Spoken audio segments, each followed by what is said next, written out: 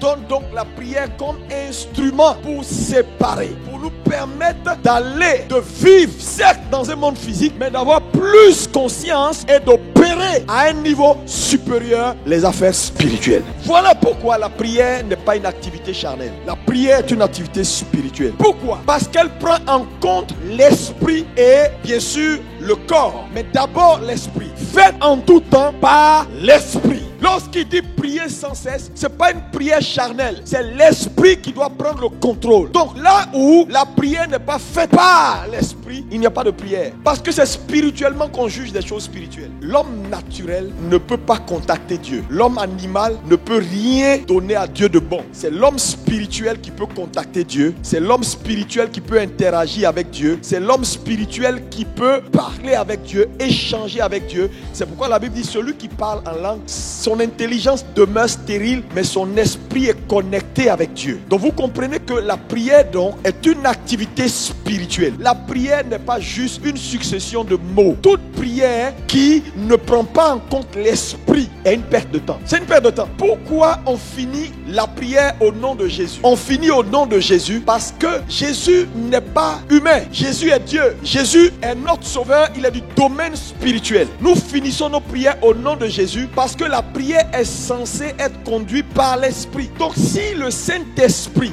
n'a pas la possibilité par ton esprit de parler à Dieu et d'apporter des requêtes à Dieu, et que c'est la chair, tout ce qui est chair ne peut pas plaire à Dieu. C'est pourquoi beaucoup de chrétiens ne voient pas leur vie éclore, ne voient pas leur vie exaucée, parce qu'ils n'ont pas compris que la prière est d'abord une affaire d'esprit. C'est un esprit qui parle à un esprit. C'est par exemple, là je vous parle dans ma dimension humaine. Donc je peux parler français, tu me comprends? Si je commence à parler du russe maintenant là, tout le monde va décrocher du direct. Il n'y a personne qui peut me comprendre. Mais ceux qui sont en Russie peuvent me comprendre. Donc le langage que Dieu entend, comprend dans le ciel, est le langage de l'esprit, qui sort des entrailles de l'esprit. C'est pourquoi il dit, faites en tout temps, pas par votre corps, pas par votre intelligence, mais par votre esprit. Maintenant, comment faire par l'esprit? Comment comprendre que prier est d'abord une activité spirituelle et le faire par l'esprit si on n'est pas un homme spirituel? Voilà pourquoi l'Église doit revenir à la spiritualité. Frère, c'est dangereux d'être charnel. Tu vas te tuer si tu es un homme charnel. Ta vie n'aura pas de sens si tu es un homme charnel. Qu'est-ce que c'est qu'un homme charnel? C'est un homme qui a beaucoup plus conscience de son humanité que de sa dimension spirituelle. Un homme charnel, c'est quelqu'un qui a plus conscience de ses sens physiques que de ses sens spirituels. Un homme charnel, c'est quelqu'un qui, peut-être bien même que né de nouveau, parce qu'on parle d'homme charnel, bien que né de nouveau et un Dieu en lui, il opère sous les standards des hommes mortels. C'est ça un homme charnel.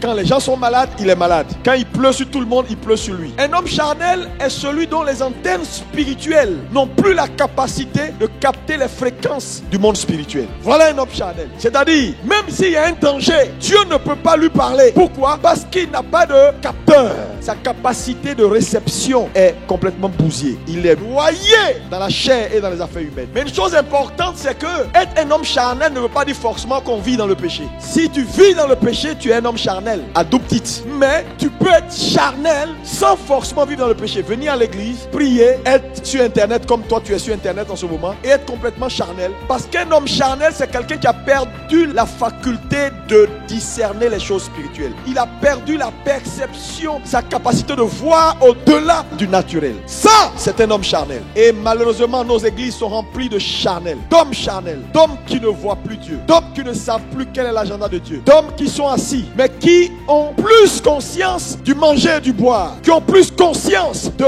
leurs vêtements, qui ont plus conscience de ce qu'ils sont, de là où ils vont, du boulot où ils vont. C'est-à-dire, les choses naturelles ont beaucoup plus d'importance à leurs yeux. Mais je vais te dire une vérité. Ce dont tu as conscience ou ce dont tu es plus conscient devient plus important pour toi. Plus tu seras conscient des choses spirituelles, plus important les choses spirituelles seront pour toi. Plus tu seras conscient des choses matérielles, plus important les choses matérielles seront pour toi. Donc, lorsque vous voyez les chrétiens n'aiment pas aller à l'église, n'aiment pas prier, quand on leur dit faites ça pour Dieu, ils ne veulent pas, ce n'est pas leur faute. Là où il faut frapper, c'est amener ces chrétiens à avoir une prise de conscience qu'ils sont esprits et donc de considérer mieux les choses spirituelles.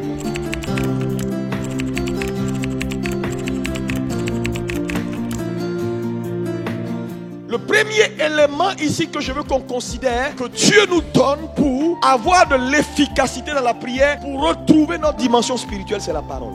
Au commencement était la parole. La parole a au commencement tout fait. La parole a la capacité de tout défaire. Rien de ce qui a été fait n'a été fait sans la parole. Ça veut dire quoi? Tout ce qu'un homme peut voir a pour origine la parole. Donc la parole est d'abord spirituelle. Maintenant, la Bible nous révèle dans Jean 1 verset 1 à 4 que dans cette parole il y avait une substance qu'on appelle la vie. Et cette vie était la lumière des hommes. C'est-à-dire la parole est un conteneur de vie de Zoé. Zoé, c'est la vie de Dieu. C'est-à-dire la vie supérieure qui donne à un homme l'essence même de son existence. Et la seule chose qui contient Zoé, c'est la parole. Donc, un homme qui veut retourner vers sa dimension spirituelle doit comprendre que la parole de Dieu n'est pas négociable. Plus tu auras Zoé en toi, plus conscient tu seras des choses spirituelles. Moins le Zoé de Dieu va te remplir, moins tu auras conscience des choses spirituelles. Pourquoi? Zoé était dans la parole et Zoé avait la capacité de donner la lumière aux hommes. Donc, là où un homme est éclairé sur sa dimension spirituelle, ça veut dire que Zoé est entré dans son cœur. Mais tu ne peux pas obtenir le Zoé de Dieu en dehors de sa parole. Donc la première attitude que tu dois avoir, c'est retourner à la parole. La parole a au commencement fait toutes choses. Et il n'y a aucune prière efficace en dehors de la parole. Parce que la prière est une activité de l'esprit. Et quand l'esprit doit par ton esprit dire des prières à Dieu, l'esprit dira la parole. La prière n'est pas on vient raconter sa vie, on vient raconter des choses qui n'ont rien à voir. Non, Dieu dit rappelez-moi mes promesses. Tu es là, tu me regardes ce matin, frère. Retrouve ta dimension spirituelle. C'est la seule garantie de ton existence. Nous sommes dans des temps difficiles. Un homme qui ne retrouve pas sa dimension spirituelle, la prise de conscience qu'il est esprit, perdra le contrôle sur sa dimension humaine. Les hommes qui dominent ce monde l'ont compris. Frère, vous ne verrez pas un homme politique, un homme à un certain niveau, opérant dans les institutions de Bretton Woods jusqu'à un certain niveau, qui n'a pas une dimension spirituelle soutenue. La vie sans un système de soutien est la tragédie.